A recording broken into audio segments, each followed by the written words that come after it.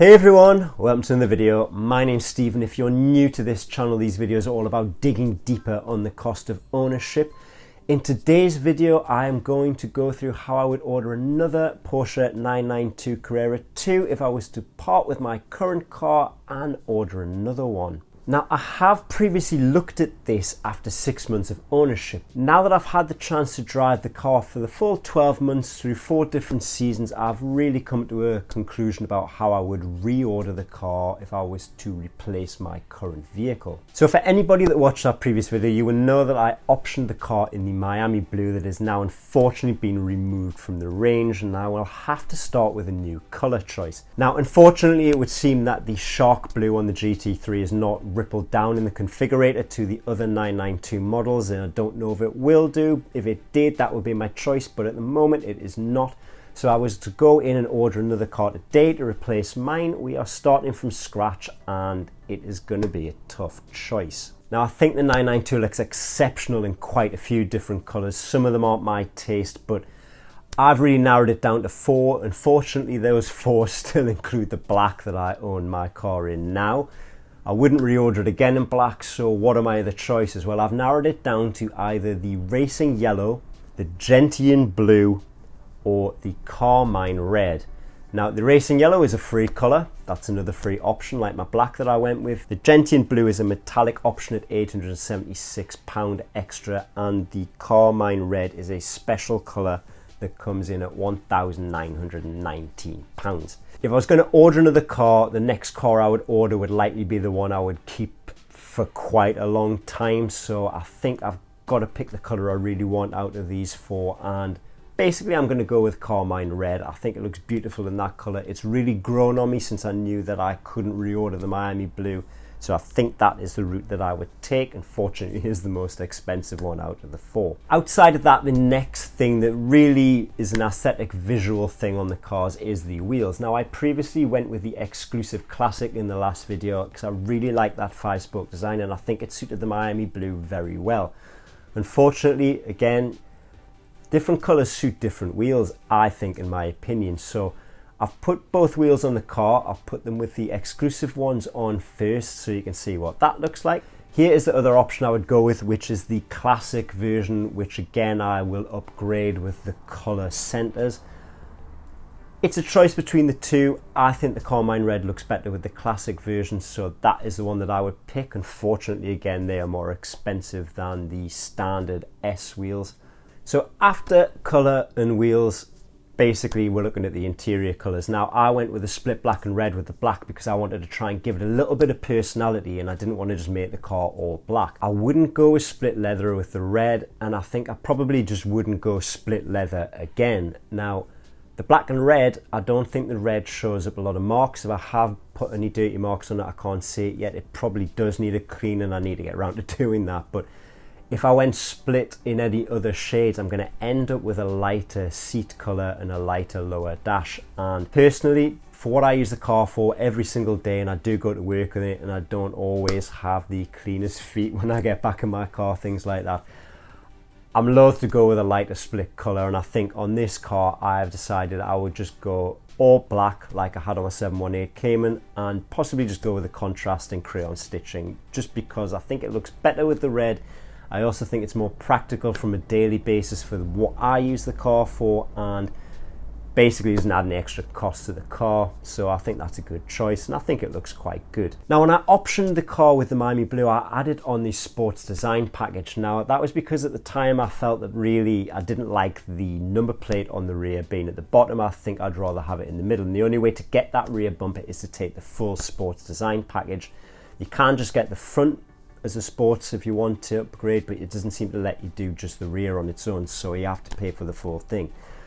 I don't think if I was to order another car I would want to spend that money on doing the sports design package just to change that bumper. So I haven't done it on this one. I've decided to leave it as it is standard. I think that the black and red on the front offsets itself quite well and it doesn't need a bumper upgrade at the front. So just before I move on to the options on the interior that you can't see that I would add, let me know in the comments, what color would you pick? What color did you go with if you've got a 992? What would you go with if you're going to order a car? I'm interested to know, see what other people's options are. I've seen quite a few different versions out on the market when we've been looking through other videos and I've been trying to compare the prices. I think everything's personal taste, and it's interesting to know what other people think, because all these cars are ordered based on people's choices and opinions. But if we move on, and I'll just run through the options again that I would order on the next car. Now, I did go through a few options on the last video and I have mostly stuck to the same thing.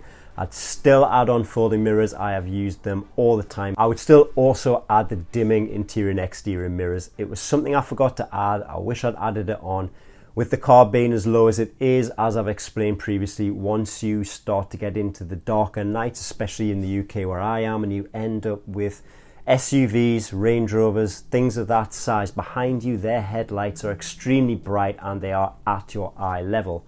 Now, that also includes adding the privacy glass that I think might help with that problem, while also giving you the privacy of the rear being a little bit darkened and you being able to put things on the back seat or the back shelf that you may just want to put in without putting it in the boot. Again, I would still pick those sports tailpipes that I put on. I think it just makes the car look better as an upgrade, and I still would not go to the sports exhaust because, as a personal thing, I just don't think I need it, and it makes that much difference to my driving experience. Also included there, again, I would still add that storage packet. Unfortunately, I have to not look you in the eye here and say that I still haven't used it. It was free though. I would always add it. I'm giving you something free. Everything else is a cost extra. You might as well take up what they're offering you for free. So there's that storage package on there again. And I would still add the GT wheel. I like the GT wheel. I like having the chunkier wheel on there, but I would definitely upgrade it to the heated version, which was something I missed off the last car. Here in the UK, I find putting the seat heater on over the short commute journey I do warms me up faster than the actual heating coming through before the car comes to a stop at work. So I would be inclined to use both the seat and the wheel heater just to get that warmth in the car on the journeys I do. So it's something I would add on top again. So I didn't add the sports design package on this car, but something I would add that wasn't on the previous one is the front end PPF, the protective plastic coating.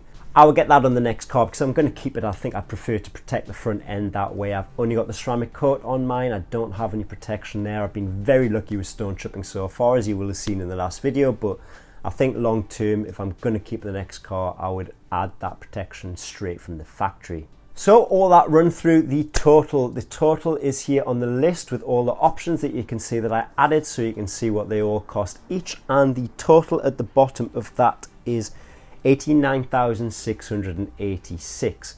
Now, the previous car that I spec'd came in at 92,181, so it's a little bit cheaper than the car I would have ordered previously, and I think I've changed it to a spec that I would like to live with long term if I was going to order another car. Now that we know that price, I can also show you what the total would be if I ordered this car spec'd as an S, and here is the spec total on the screen, and it comes in at £99,936.